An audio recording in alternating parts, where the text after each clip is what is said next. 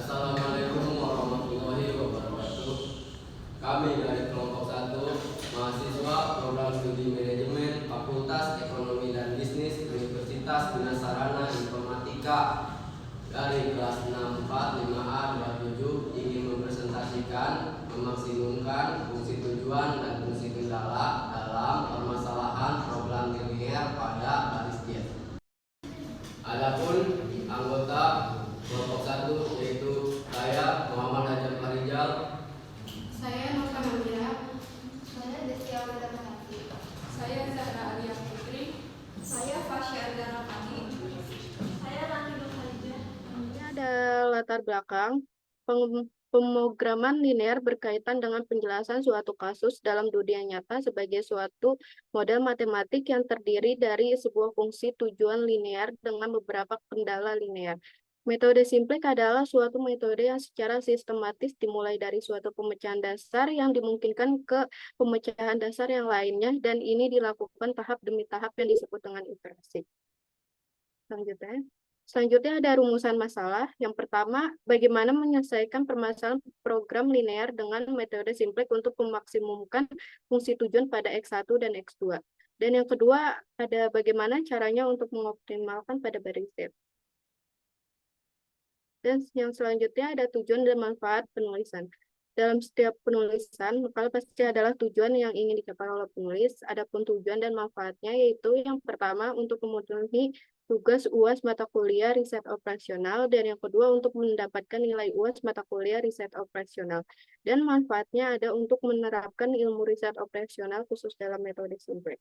Pengertian metode simplex, metode yang dapat digunakan untuk menyelesaikan persoalan material yang telah diformulasikan terlebih dahulu ke dalam persamaan matematika program linear yang mempunyai variabel keputusan mulai lebih besar atau sama dengan sampai multivariabel.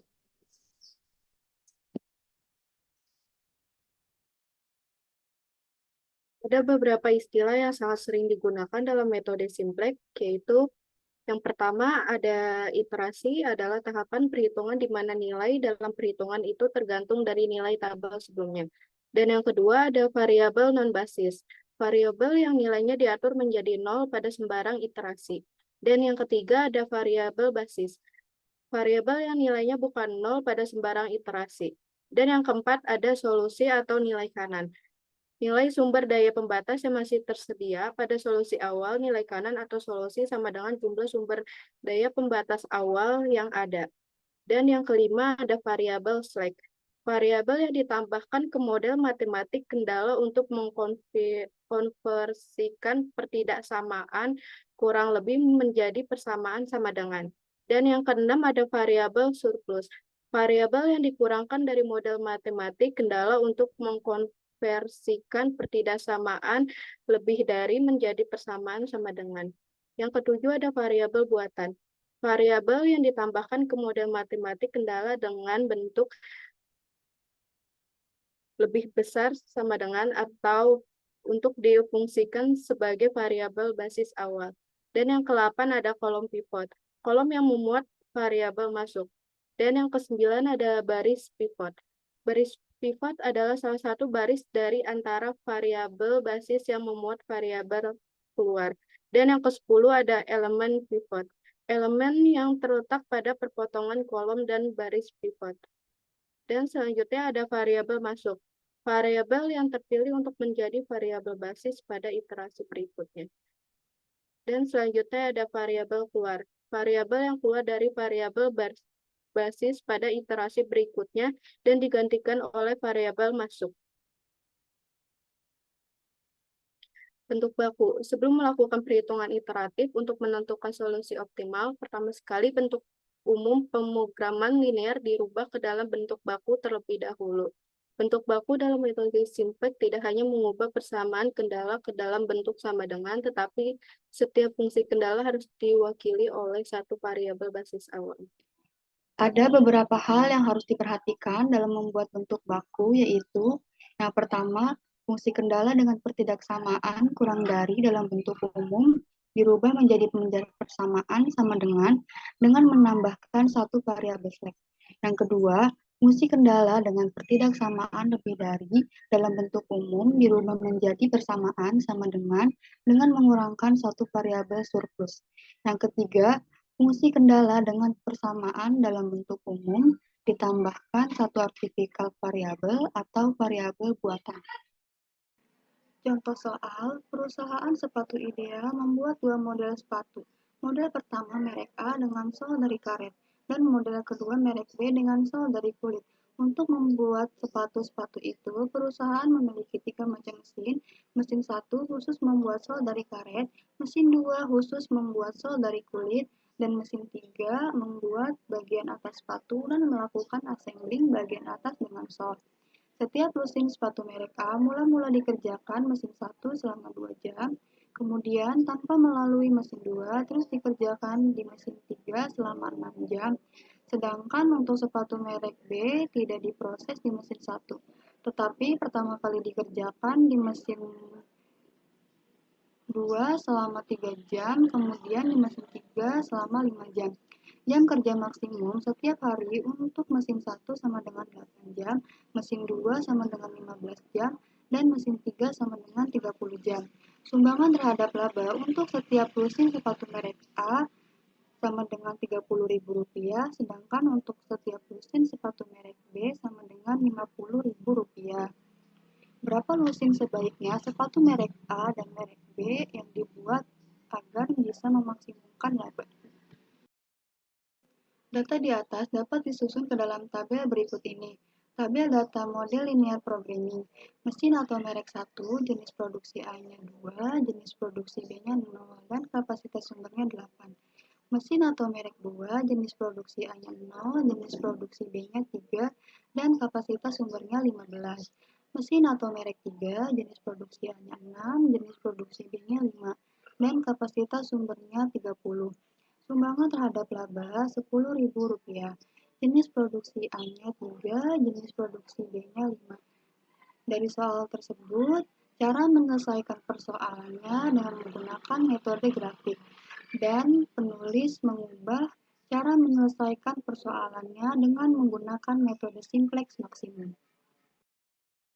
Selanjutnya ada contoh kasus. Penulis mengambil contoh kasus dari e-book Riset Operasional karangan Astuti Mevlinda SEMM dan Mahyarni SEMM yang tertera di halaman 23 sampai 25 dan linknya tertera di bawah. Contoh kasusnya yaitu memaksimumkan laba fungsi tujuan Z sama dengan 3x1 ditambah 5x2. Kendala atau batasan yang pertama, 2x1 kurang dari atau sama dengan 8. Yang kedua, 3x2 kurang dari atau sama dengan 15. Yang ketiga, 6x1 ditambah 5x2 kurang dari atau sama dengan 30. Dan diselesaikan dengan metode simplex. Langkah yang pertama, mengubah fungsi tujuan dan batasan atau kendala. Fungsi tujuan Z sama dengan 3x1 ditambah 5x2 menjadi Z dikurang 3x1 dikurang 5x2 sama dengan 0.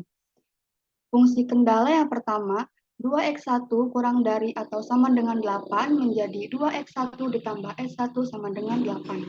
Yang kedua, 3x2 kurang dari atau sama dengan 15 menjadi 3x2 ditambah s2 sama dengan 15. Yang ketiga, 6x1 ditambah 5x2 kurang dari atau sama dengan 30 menjadi 6x1 ditambah 5x2 ditambah S3 sama dengan 30. S1, S2, dan S3 adalah variabel selek.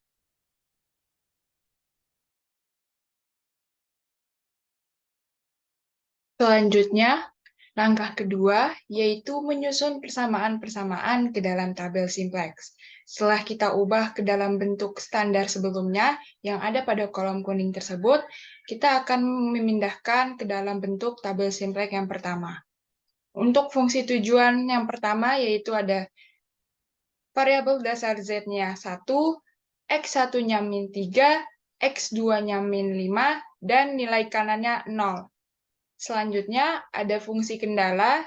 Pada fungsi kendala yang pertama, di sini X1-nya itu 2, ditambah select 1-nya 1, dan nilai kanannya 8. Selanjutnya yang kedua, X2-nya 3, slack 2-nya 1, dan nilai kanannya 15. Selanjutnya, X1-nya 6, X2-nya 5, slack 3-nya 1, dan nilai kanannya 30. Selanjutnya adalah langkah ketiga, memilih kolom kunci. Kolom kunci adalah kolom yang merupakan dasar untuk mengubah tabel simplex. Kemudian, pilihlah kolom yang mempunyai nilai pada garis fungsi tujuan yang bernilai negatif dengan angka terbesar.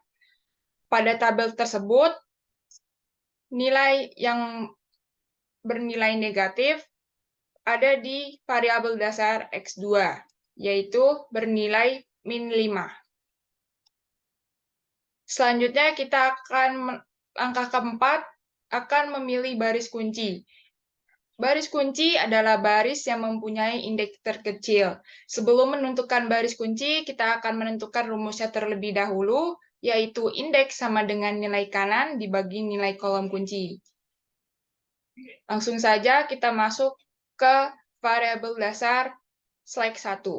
Pada variabel dasar slack 1, indeksnya sama dengan nilai kanannya 8, dibagi X2-nya sama dengan 0. Akan dihasilkan 8 dibagi 0, hasilnya tak terhingga. Kemudian, variabel dasar slack 2, nilai kanannya adalah 15, dan nilai kolom kuncinya 3. Hasilnya 15 dibagi 3 sama dengan 5.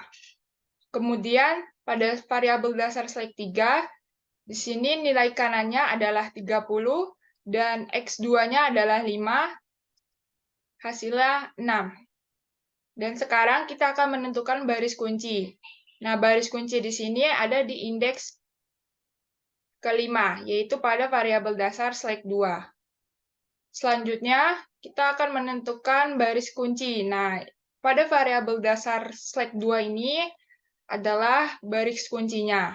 Kemudian, kita langsung menentukan kolom kunci. Nah, ini dia adalah kolom kunci yang ada pada variabel dasar X2. Selanjutnya, angka ketiga ini merupakan perpotongan antara baris kunci dengan kolom kunci, yaitu angka kunci.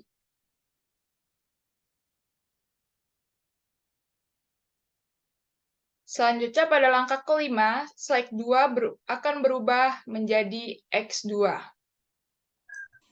Langkah 5 mengubah nilai-nilai baris kunci. Baris baru kunci sama dengan baris kunci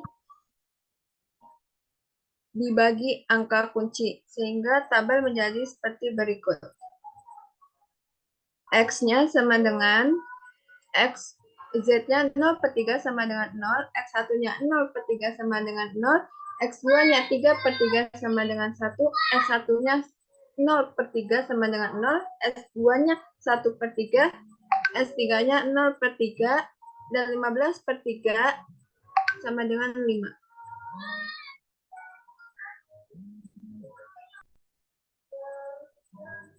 Langkah 6 mengubah nilai-nilai selain pada baris kunci.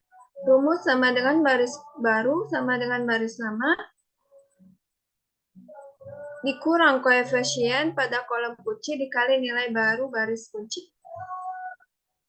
Baris lamanya min 3, min 5, 0, 0, 0, 0. Min 5 kali 0 sama dengan 0, min 5 kali 0 sama dengan 0, min 5 kali 1 sama dengan 5, min 5 kali 0 sama dengan 0, min 5 kali 1 per 3 sama dengan 5 per 3, min 5 kali 0 sama dengan 0, min 5 kali 5, 25.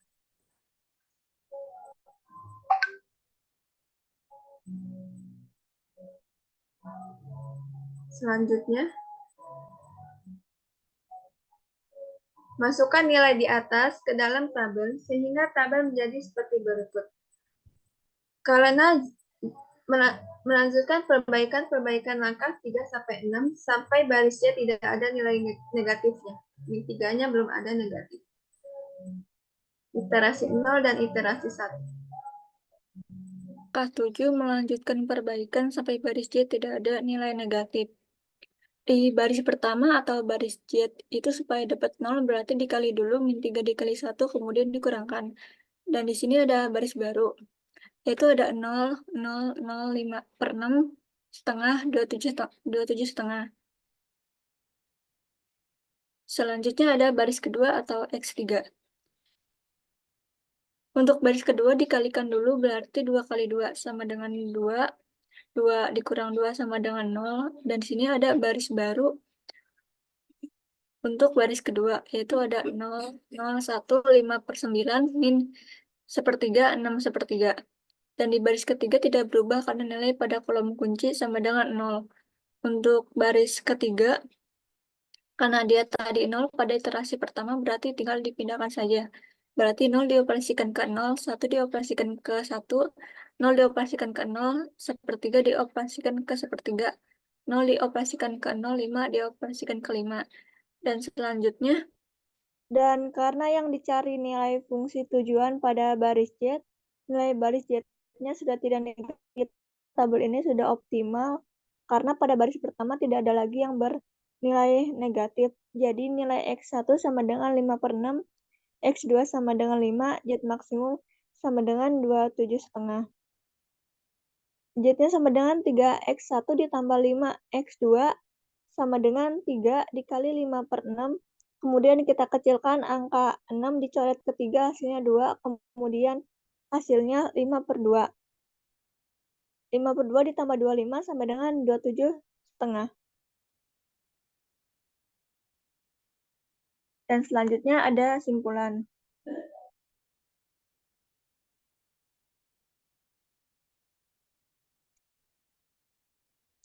Kesimpulannya, kasus diambil dari contoh soal di e-book dengan menggunakan metode grafik. 2. Dengan menggunakan metode simplex, kasus yang diambil menghasilkan nilai yang sama.